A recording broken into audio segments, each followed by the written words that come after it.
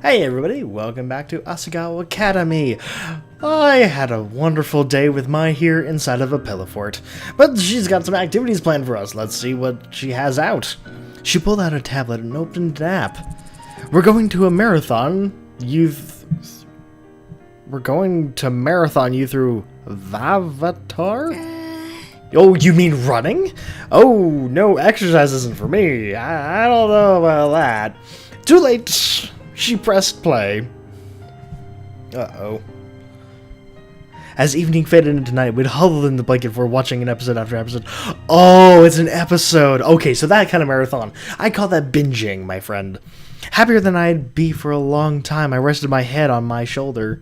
Before I knew it, I'd fallen asleep. Aw, it's so cute. It's adorable. As usual, the next day, Mai and I got to school early, still poking fun at each other for our moments the night before. But we approached Poppy Hall. I know something felt different. A palpable tension hung in the air. It was almost humid. Man, what's up with everyone? I don't know. Is there a test today? Not that I know of. But as we entered the building and turned the corner, it suddenly made sense. Oh. Jared and Paul were arguing amidst a large crowd, spit flying from their mouths, while Nick and Josh walked along the hallway, pasting posters over Paul's face over Jared's modeling shots. I thought I told you to stop and take those posters down. No, what's wrong with you? These walls are everybody's space. We don't have to listen to you. And you should know that the campaign is way more important than your little fashion show. No. But mine were here first. Lay off them. This is between you and me, Jared. Leave them out of this. You've been taking up all the wall space with your show. The students' elections are much more important. It's our government. The students' government doesn't even do anything. Whoa. As the current president, I can say with full knowledge and proper authority that the student government does a ton for the school. You don't even know, Jared. You don't even know. What does student government actually buy? She wasn't with me anymore. She pried herself between Jared and Paul. It was pushing them apart. I ran forward to help her. You guys should stop. Hannah! Oh, hi. I flinched. Sorry, Hannah. I didn't mean to yell. We wanted your opinion. Oh, no. They want my opinion. You're a regular student and a student. You're uninvolved. Which do you think is more important, our student government or the fashion show? Ooh. Look. Okay. So do I want to be brutally honest, or do I basically say I don't care? Because I really don't care about either.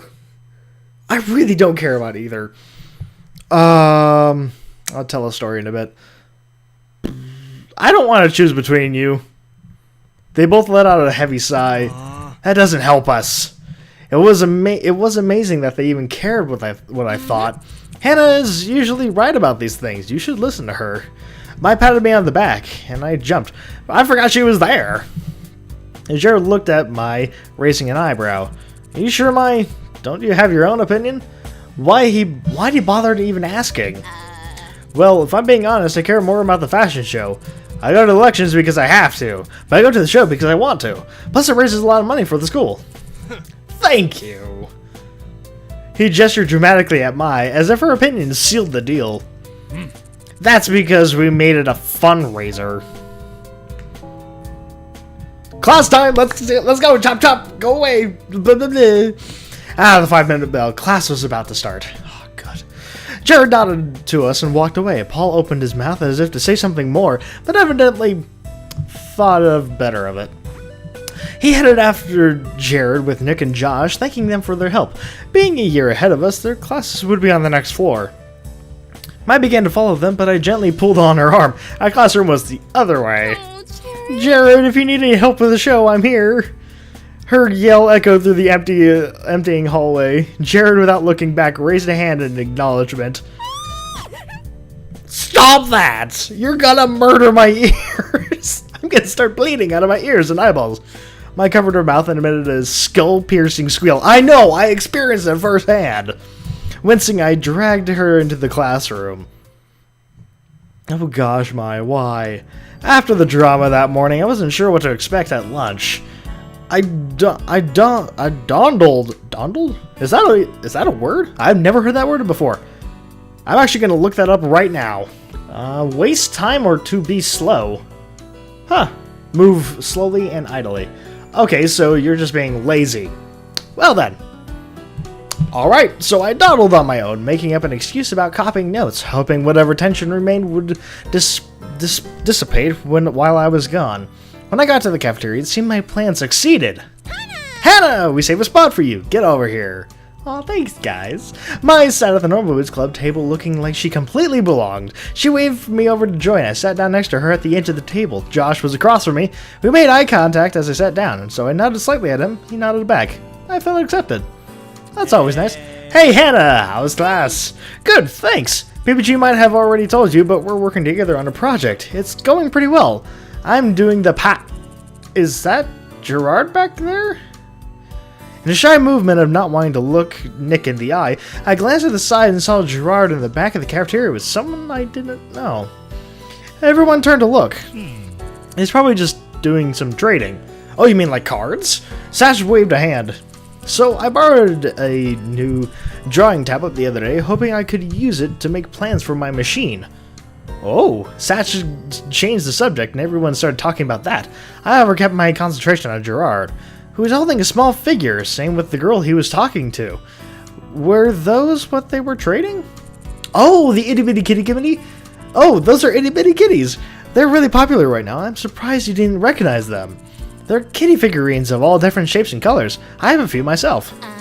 You know me, I'm hip to know about those things. They're pretty cute, but kind of little girl thing. Hey, that's... No, yeah, I don't care. I like ponies, it's okay. Don't worry. I like animals of all kinds. She shrugged. Gerard is known as the completionist around here, and every time a new thing gets popular, he collects them all. I've never seen his collections, but I heard they're really impressive. You have to be a dedicated person to do something like that, and with a lot of money too. The completionist, was that why he was so thorough when giving me the tour? Oh, that's right, I completely forgot about that. IBK is the thing right now, and last year too. I think in my first year there were a lot of people collecting silly slime snakes, but that got old fast. Teachers didn't like everything coated in a thin layer of slime. I still have one in our room. I could show it to you sometime. Jared tapped Mai on the shoulder and rolled around as she rolled around, hitting me in the face with her hair. Yes? I want to thank you for this morning. Oh, no, it was nothing. Definitely, I mean it. As Jared and Mai spoke, my eyes went back to Gerard's exchange. The girl pulled a second figure out of her backpack and held both of them up. Gerard inspected it and shook his head. She pulled another one out. Sadly, this time, Gerard's face lit up. He held out his figure and they swapped. How bittersweet, letting go of something you love to get something you would potentially love more. Well, that's how the world of trading works. That's actually what I learned in my economy class. We were actually given like a bag of candy from our professor and then asked to like trade candy around, and before and afterhand we were asked, how much do you think your bag of candy is worth? Eventually I only got Reese's afterwards and I estimated my worth about $10. Of course I wasn't being realistic, but that's how it felt to me. So yeah, it's all about trading. You always trade to get something that you want, and then you benefit someone else from trading something that they want. What do you think, Hannah? My attention was pulled away. I hadn't been listening to the conversation. Huh? Yes or no? No on what? I don't know what I'm saying. Oh no. Can I just say maybe? Okay, you know what? I'm gonna do this thing. I'm gonna save, and I'm gonna go back. Okay, so I'm guessing what they were talking about is that they were talking about the fashion show. And so, anything to do with the fashion show, I should probably say yes to, just in case reasons. It's probably gonna be about her. But the concerned look on her face, she's more asking a question rather than expecting an important answer. Yes? Interesting. Oh no. Oh no. What did I do? What kind of chaos have I brought out into the world? I bowed my head in apology and took one last quick look at the intriguing trade happening. Ugh.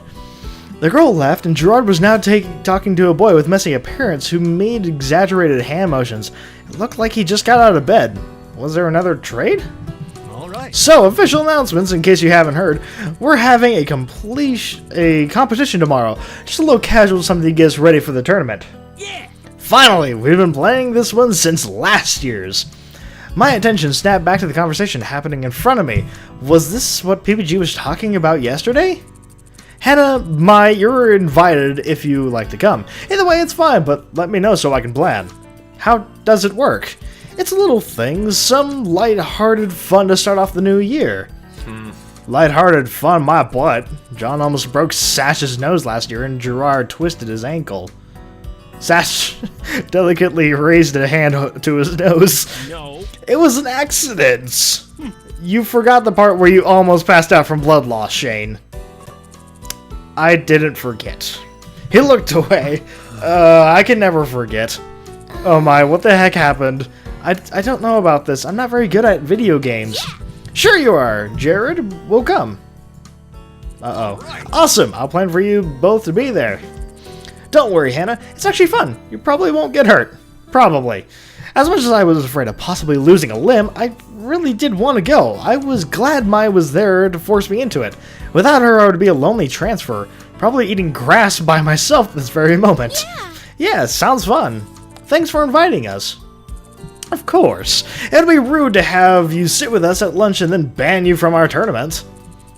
Plus, it'd be nice to have some new competition. What? But I'm good at games. I look forward to winning. Oh geez. The rest of lunch passed by comparatively uneventfully, or at least anything else happened I didn't notice. It was too busy staring at the food in front of me, joy and horror mixing in my stomach. There was no way I was going to beat even one of these normal boots boys. I would make a fool of myself, but still, I was getting to it. I was getting to go. It was a privilege nobody else shared. Paul looked at me with what seemed like a concern. I smiled at him. He grinned and returned to his food. The least I could do was give it a chance, right? Well, that's true. After a long day of class was finally over, and I was ready to go home. Miss Uka still wasn't over her breakup, and Mai complained loudly that she needed a new man so the homework would stop being so killer. It was something to do, though. What else would we be doing? If not homework, studying, probably. Boo! Hannah, before we get back to the dorms, there's something in A32 that I want to show you. Come. A32? Wasn't that the Noble Boots Club room? We're not allowed in there. There's no meeting today, so no one's gonna be in there either. That's exactly why we need to go now. Mai grabbed my hand and dragged me through the halls. Oh, this is not good. I don't know about this. What if someone sees us? If you act natural, no one will care. There's too many people around, nobody will be interested in what we're doing. Yeah, they will! Mai was full of confidence that I wished I shared. I really don't think I'm comfortable with this. Mai stopped at the club room, gently tugging on it. Yeah! Sweet, they left it open! She pulled me to the club room and shut the door behind us. It's in here. Here was a strange closet in the very back of the room, a plain white cabinet. She stopped short of the door. I looked expectantly at me. I tugged the knob, expecting to be locked like all storage closets were. The knob didn't move. Confirming my suspicions, relief swept through me. Well, darn, looks like it's locked, because whatever you have to show me, we'll have to wait till the day. Or maybe never. Oh, I know it's locked. That's why I have these. She pulled out a shiny chain of keys from her pocket. I sparked. Oh, did you jack him? What? Uka's keys? Who gave you those? No one. I'm borrowing them for a little bit. Oh no. No, don't. Please. She fiddled with the door and handle, going through key after key. I'm seriously uncomfortable with this. Someone is bound to find out. They always do. Finally, there was a small click and the lock relented. Don't worry, Hannah. I'll protect you. Maya opened the closet and light shone down directly onto its contents. Dun, dun, dun, dun, dun. There they are. To my utter bewilderment, sat there a luminescent golden boots resting on a velvet pillow encased in a glass box. What are these? I stepped closer to the case and was about to put my hand on the glass, but I stopped inches before, wrought with guilt. We shouldn't be in here. These, Hannah, are the boots. The boots, it's symbol of the Normal Boots Club. It's their club room after all. I'm telling you, these guys don't mess around.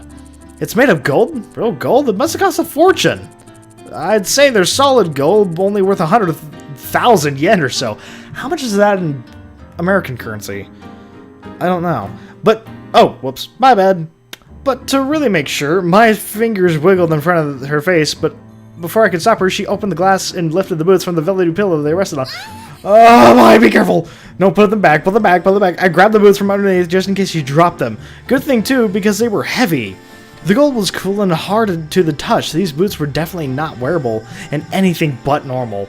Mai bounced them up and down, weighing them in her hands, and her arms flexed as she did so. I suddenly realized why her pats on the back hurt so much. Volleyball made her strong. Bingo. Yeah, definitely solid gold. Mimi lied to me. She said that they were gold-plated. I didn't believe her, so I had to check. So you dragged me along instead of her. This display of wealth made my stomach turn. Were they a symbol I saw months of food for my father and I? 100,000 yen, just lying in a closet protected by a single poorly guarded key? It might not be a big deal to students with rich parents, the majority of the academy, but it was more disturbing to me. Okay, so we're gonna find out what the heck Mai is thinking of, why she's doing it, and then a terrible, terrible ending, probably. It usually tends to happen. So thank you for watching. I really appreciate it. Please like, subscribe, leave me a comment. I'll be reading them and responding. And I will be seeing you later. Should I just start making, like, random noises throughout this entire time? Here, I'm gonna test that. Ha-ta, ha-ta, ha-ta. Shank. He wants Shank. more? Shank. He ate all of my stock! Yep. Oh my gosh. It's important, I swear.